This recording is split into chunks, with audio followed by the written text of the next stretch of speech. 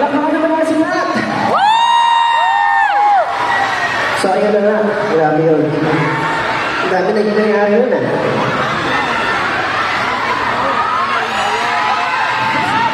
The night is still young.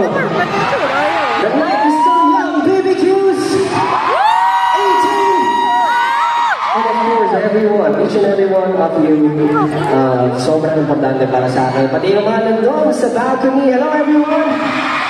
Asan yung mga kaibigan ko dyan? Asan yung mga kaibigan ko? Asan yung mga nasa Discord? Yeah, nagdami natin. Full house tayo. Alam mo, sabi sa akin kanina, dun sa backstage, sabi, medyo na-delay daw kasi sobrang dami.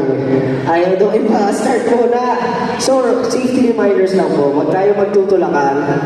Let's keep this, syempre, very safe for everyone. So, maging considerate po tayo sa ating mga katabi. Alam po natin, gusto natin lumapit lahat. Pero don't worry, sobrang dami kong surprises sa inyo ngayon. Sinasabi sa inyo, hindi nyo talaga inaasahan to. Pero ayun, siguro kanina, syempre kasama natin si Pat, diba? Nandun tayo sa talking stage eh. Tapos after ng talking stage, syempre mas maganda makapagkwentuhan tayo. And dapat mas intimate yung kwentuhan natin. Paano nagiging intimate yung kwentuhan? Siyempre, babawasan natin yung ilaw.